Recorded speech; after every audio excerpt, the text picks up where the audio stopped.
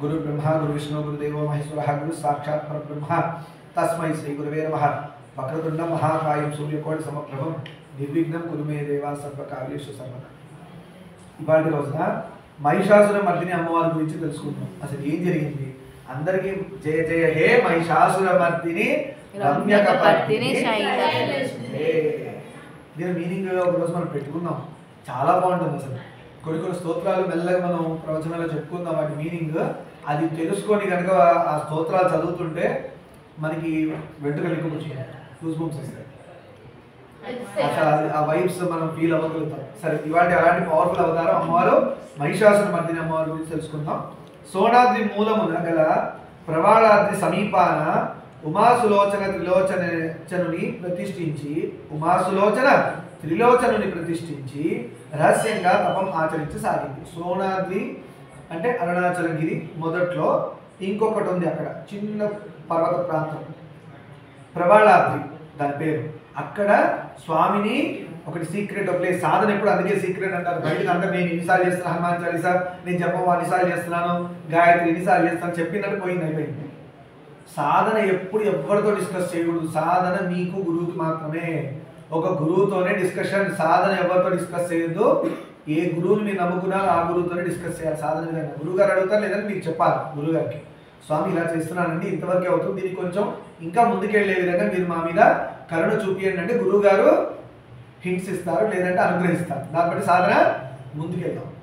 ఆ విధంగా అమ్మవారు సీక్రెట్గా ఒక చోట శివలింగాన్ని తయారు చేసి ప్రతిష్ఠించుకొని, ఏంటని ప్రవాళాద్రి అరుణగిరి దగ్గర ప్రవాళాద్రి ఒక చిన్న కొండ ఉంది, అక్కడ అమ్మవారు తపస్సు చేస్తున్నారు స్వామిని పొందడం కోసం కదా. కంటిన్యూషన్. ఉమాసులోచన త్రిలోచన ప్రతిష్ఠించి రహస్యంగా తపమాచరించసాగింది. ఆ అంబికాదేవి జటలు ధరించి అంటే పట్టించుకోవట్లేదు. మన రామాయణంలో కూడా తెలుసుకున్నాం, ఏ పాలు తెలుసుకున్నారు, మర్రిపాలు అంటించి జటలు తయారు చేసుకొని కూర్చున్నారు. మెయింటెనెన్స్ అవసరం లేదు, చాలా జటలు ధరించారు. తన ఎత్తైన సరద్వయంపై నారచీరలు కట్టుకొని అమ్మవారు తపోదీక్షకు తగిన ఆచారములను అన్నింటినీ సముచితంగా పాటిస్తూ, తపస్సు చేయడం తీసి కాదు, దానికి రూల్స్ ఉన్నాయి. ఏ టైంకి తినాలి, ఏ టైంకి క్లోజ్ చేయాలి, ఎప్పుడు పడితే అప్పుడు తింటే ఆవలింతలు నిద్రే వస్తుంది. అందుకనే నిజంగా సాధన చేసే వారికి ఫస్ట్ నియమం డైట్, ఫస్ట్ నియమం తినే తిండి. తపస్సు చేయాలన్నా, దేవుని పొందాలన్నా, సాధన చేయాలన్నా ఫస్ట్ నియమం తిండి, రెండో నియమం నిద్ర. ఈ రెండు కనుక సెట్ అయినాయా సాధన సగం పని ఆల్మోస్ట్ రీచ్ అయినట్టే. సగం వరకు నేను ఫుల్గా. ఎందుకు అలా చెప్తారంటే డైట్ వల్లే మనసు ఫామ్ అవుతుంది. మనసులో పిచ్చి కోరికలు తినే తిండి వల్ల వస్తున్నాయి. ఆ చేసేవాడు అంట వాడు ఎలాంటి తిట్టుకుడి చేస్తున్నాడో దేవుడు నామం చేస్తున్నాడు. అందుకనే మన ఇళ్లలో అప్పట్లో గొప్పవాళ్ళు ఏం చేశారంటే ఇంట్లో ఏదో నామం చేస్తుండంట్రా అన్నారు. చేసేవాడు అట్లీస్ట్ నామం చేయకపోతే తినేవాడు నామం చెప్పుడు తినాలి. అందుకనే పెద్ద పెద్ద గురువులు, మా గురువు గారు అదే చేస్తారు. తినేటప్పుడు ఉట్టిగా లపలప తినేసి సౌండ్ చేసుకుంటూ పిచ్చి సౌండ్ అలా తిందు, దీని నొప్పి లేదు, దాని చక్కెర లేదు, దిక్కుమాల మాటలు కాదు, ఎప్పుడు తినే తిండే కదా. కాకపోతే మహాప్రసాదం అనుకుని తినాలి తిండిని. కానీ ఆ తిండి మహాప్రసాదం ఎప్పుడంటే భగవదార్పణం. తినడం కూడా యజ్ఞంగా మారుతుంది. ఎప్పుడు మనం ఒకరోజు చెప్పుకున్నాం, నీళ్లు తీసుకొని ప్రోక్షణం చేయాలి, చేసి తిప్పాలి, ఆపోసన పట్టి 5 సార్లు లేదంటే 3 సార్లు కేశవాయ స్వాహ నారాయణ స్వాహ. పళ్ళకి తగలకూడదు. నెయ్యి అన్నం మీద వేసుకొని ఆ మెతుకుల్ని 5 సార్లు నాలుక మీద పెట్టుకొని లోపలికి మింగేయాలి, పళ్ళు తగలకూడదు. అలా 5 సార్లు తీసుకొని నీళ్లు తీసుకొని తాగేస్తే అది యజ్ఞం చేశాడరా, అన్నం తిన్నాడు అంటూ వాడు యజ్ఞం చేశాడంట. చూడండి మన ధర్మం ఎంత బాగా చెప్పిందో. 24 గంటలు మీరు ఏ పని చేసినా కూడా యజ్ఞంగా మారే ఛాన్స్ ఉంది. డిస్టర్బ్ చేయగలరు. ఏది తిన్నా యజ్ఞంగా మారుతుంది. తినేటప్పుడు నేను చెప్పిన ప్రాసెస్ ఉంది కదా, మీరు చపాతీలో చిన్న పీస్ తీసుకోండి, పళ్ళు తగలకూడదు, నాలుక మీద పెట్టుకోవాలా, మింగేయాలి. అలా చిన్న చిన్న పీసెస్ 5 సార్లు కేశవాయ స్వాహ నారాయణ స్వాహ మాధవాయ స్వాహ. లేదంటే మీకు ఇష్టమైన నామం గోవింద గోవింద గోవింద అనుకుంటే 5 సార్లు శివ శివ అనుకుంటే చేయండి. ఏదైనా పడుతుంది. యాక్చువల్ నేర్చుకోవాలి. ఇక అన్నిటికీ మనం రీప్లేస్మెంట్ ఎందుకు పోతే ఇంకెప్పుడు నేర్చుకుంటారు. అందుకని అడిగిన తర్వాత మీరు పుస్తకాలు నోట్ చేసుకొని నేర్చుకోండి. అప్పుడు అన్నం తింటున్నాడు అన్నాడు, వీడు యజ్ఞం చేశాడు రా అంటారు. అలానే పొద్దు లేచేటప్పుడు శ్రీహరి శ్రీహరి శ్రీహరి, పడుకునేటప్పుడు 11 సార్లు లేదంటే 12 సార్లు శివ శివ శివ శివ అరుణాచల శివ శివనామం మీద చేయండి పడుకునేటప్పుడు. నిద్ర హాయిగా. అది కూడా యజ్ఞం అయిపోయింది. పొద్దున్న లేచినప్పటి నుంచి పడుకునేటప్పుడు మొత్తం యజ్ఞం. మరి రాత్రి శివనామం పొద్దున హరినామం అయింది కదా, రాత్రి పడుకోవడం కూడా యజ్ఞమే. వీడు ధ్యానం చేశాడరా అంటారు. ఇప్పుడు వాడంతా దేవుడితోనే ఉన్నాడు, ఇంకా దేవుడు లేకుండా ఎక్కడున్నాడు? ధర్మం అంత ఈజీ హింసిస్తే మన బుద్ధిలోపం, లేజినెస్ పట్టించుకో.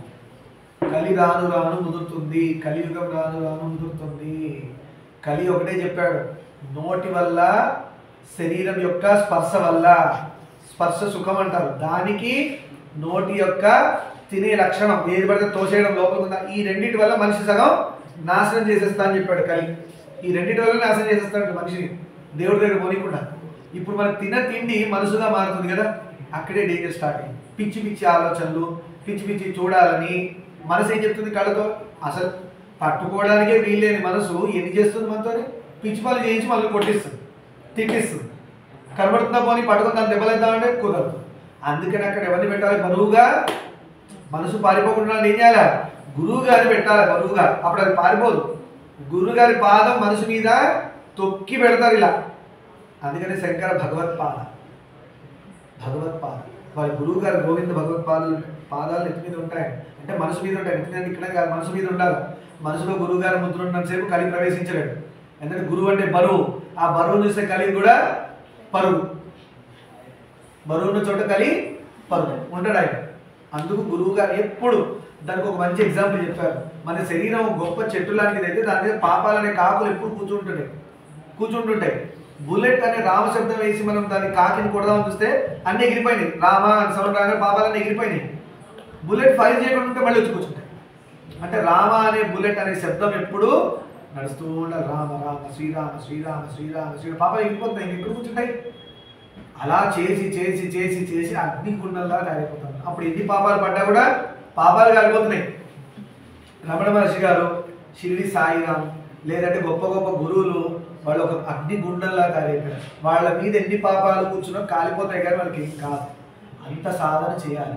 అప్పుడే గురువు తీసుకున్న పాపాలు మన దగ్గర నుంచి గురువుగారు తీసుకుంటారు కదా, పాపాలు చెప్పుకున్నాం కదా, 30% గురువుగారికి వెళ్ళిపోతుంది, 30 మనం అనుభవిస్తాం, 30 దేవుడితో పూజలు చేయించి మనల్ని వాడికి కాల్ చేస్తారు.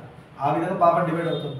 సరే అలా చెప్పుకుంటూ సోనాద్రి మూలమున గల అది చెప్పుకుందాం. అంబికాదేవి జటలు ధరించి నారచీరలు కట్టుకొని తపోదీక్ష, తగిన నియమాలు, అక్కడి నుంచి మన దగ్గర తగిన నియమాలు, డిసిప్లిన్, సాధన చేయాలంటే ఒక టైం పెట్టుకోవాలి. లేదు టైం లేదంటే గొప్ప గొప్ప సాధనలు అసలు టైం కూడా పట్టించుకోవాలి, నిరంతరం నడుస్తుంది అమ్మవారు చేస్తున్నట్టు పాటిస్తూ ఒడలంతా విభూతిని, శరీరం అంతా విభూతి రాసుకుంది. విభూతి వైరాగ్యం, విభూతి స్పర్శ వైరాగ్యం.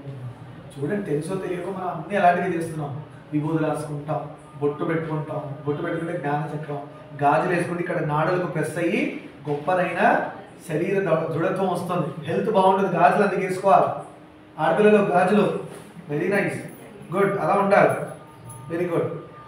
విభూతి రాసుకొని చూడండి, విభూతి ఆడవాళ్ళు రాసుకోవద్దు అంటారు, అమ్మవాళ్ళు రాసుకోలే. అందుకని మనం దేని ఫాలో అవ్వాలి?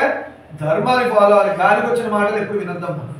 యూట్యూబ్లో, ఫేస్బుక్లో, వీటిల్లో పెద్ద పెద్ద గురువులు చూడండి, ఎవరు చెప్తున్నారని చూడండి, ప్రతిదీ చూసేసి రాసేసుకొని ఫాలో అవుతుంది.